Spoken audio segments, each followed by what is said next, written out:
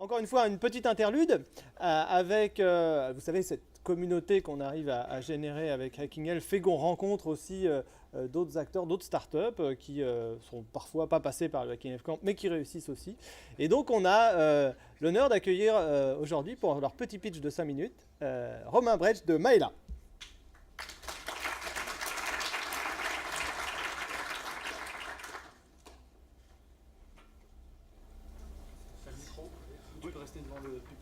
Ok, parfait. Bonjour à tous. Du coup, je m'appelle Robin Brecht, je suis le pharmacien responsable chez Maela. Maela, qu'est-ce que c'est? C'est une solution de sécurisation du patient. On va préparer le patient avant le séjour hospitalier et on va sécuriser son retour à domicile. En fait, au départ du projet Maela, ce sont deux chirurgiens viscéraux, Dr Frering et Dr Gignoux, qui avaient du mal justement à aller plus loin de leur pratique de la réhabilitation améliorée après chirurgie. Et ils ont eu besoin d'une solution informatique pour préparer leurs patients avant le séjour hospitalier, afin de diminuer l'anxiété du patient et sécuriser leur retour à domicile via des questionnaires de suivi. Une fois ces problématiques identifiées, on a pu développer une plateforme informatique, donc 2 applications mobiles et 2 plateformes web, pour pouvoir justement créer des protocoles et sécuriser le séjour hospitalier et tout ce qui est périopératoire pour le patient. Néanmoins, une fois cette plateforme créée, on a eu besoin également de mettre de l'humain derrière. Un outil informatique ne suffit pas pour sécuriser les patients. Il faut des professionnels compétents. Et c'est pourquoi ils ont créé, dans un deuxième temps, un plateau infirmier 24 heures sur 24 pour également avoir un fil de communication unique et direct entre les infirmières de suivi et le patient. Donc si le patient a des questions, que ce soit en préopératoire ou après son opération, il va pouvoir à tout moment demander soit être appelé, soit envoyer un message sécurisé. Évidemment, tout est sécurisé aux infirmières directement. Les plateformes ont été justement développées par un des leaders de l'informatique dédiée à la santé, Santeos, qui est une filiale d'Atos Worldline. Ceux qui hébergent par exemple le dossier médical partagé, ceux qui ont gagné le projet du SI-SAMU par exemple. Donc ça nous permet d'assurer également la sécurité de toutes les données justement présentes sur notre plateforme. C'est seulement l'établissement qui a accès à ces données, nous n'y avons jamais accès. Alors le but justement c'est d'avoir différentes fonctionnalités. Le praticien va créer des questionnaires de suivi liés à des alertes. Donc si le patient répond une question qui sort de la norme établie par l'équipe médicale, une alerte va être envoyée donc soit au patient directement, ce qui va permettre d'automatiser également certaines conduites à suivre. Donc si le patient se plaint par exemple d'une douleur qu'il va coter à 4, on va pouvoir lui rappeler de prendre ses antalgiques tout en espaçant ses prises, s'il a oublié de les prendre, ou s'il a des nausées, de prendre ses médicaments contre les nausées.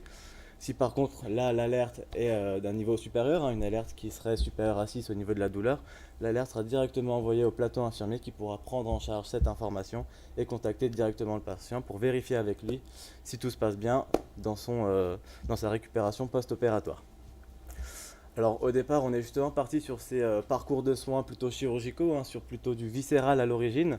Aujourd'hui d'autres spécialités chirurgicales sont équipées, la neurochirurgie par exemple, la chirurgie gynécologique ou d'autres, ça s'adapte à toutes les chirurgies. On est également présent ensuite sur de l'oncologie qui présente un petit peu les mêmes problématiques de préparation du patient, éviter de faire venir le patient dans l'établissement alors que celui-ci ne peut pas forcément justement avoir sa chimiothérapie. Le but étant de vérifier les analyses de sang du patient avant que celui-ci arrive au sein de l'établissement, de pouvoir dire ne venez que la semaine prochaine, le temps que vos globules rouges remontent, et nous pourrons réaliser cette chimiothérapie à ce moment-là. On peut également suivre les patients qui vont avoir des traitements un petit peu innovants, très spécifiques, sur de la chimiothérapie orale également par exemple. On va avoir des plans de prise, des rappels de prise pour le patient. Donc s'il oublie, on va lui rappeler via une notification ou via un SMS, n'oubliez pas de prendre votre traitement. Donc c'est le cas par exemple, on fait du suivi de Xeloda. Donc c'est un traitement assez particulier qui se prend pendant 14 jours d'affilée, puis on arrête pendant une semaine et on reprend la prise pendant 14 jours. Donc ça va permettre d'aider le patient également dans sa prise de médicaments.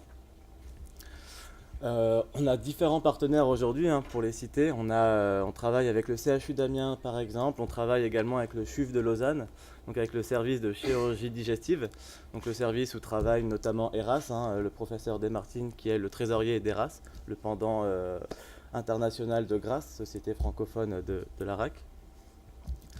On travaille donc aujourd'hui avec pas mal d'établissements, que ce soit publics, privés ou semi-publics. L'objectif étant toujours la même chose, d'assurer un parcours fluide aux patients. Donc on va en fait réaliser avec eux un parcours où chaque acteur va être impliqué, c'est-à-dire qu'au début la secrétaire va avoir comme rôle d'ajouter le patient, d'expliquer un petit peu cette démarche innovante, Dans un deuxième temps, souvent on fait en sorte qu'une infirmière de consultation voit le patient, afin qu'elle lui explique notamment le parcours Maëla, mais également d'autres items de son suivi et de son séjour hospitalier. Il va pouvoir rentrer à domicile, donc il va commencer à réaliser sa préparation. Il va avoir une checklist préopératoire, il va avoir des questionnaires de préhabilitation, donc n'oubliez pas de vous mobiliser. Réalisez bien vos exercices physiques adaptés. On va pouvoir lier des vidéos ou des documents également pour que le patient dispose de toutes les informations nécessaires pour son parcours. Et une fois le séjour hospitalier passé, les infirmières Maëla prennent le relais et vont suivre le patient. Donc si les alertes, comme je disais, sortent du cadre établi, elles vont pouvoir le contacter.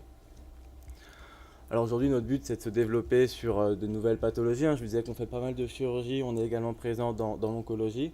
Aujourd'hui, on nous demande aussi de réaliser des suivis pour d'autres types de parcours. Ça s'adapte entièrement à tout type. Donc on va être également sur tout ce qui est suivi des maladies inflammatoires par exemple ou des maladies auto-immunes, souvent sur des changements de traitement ou des phases un petit peu compliquées où le patient peut être perdu, le but étant de le rassurer et qu'il ait un canal, comme je disais, de communication.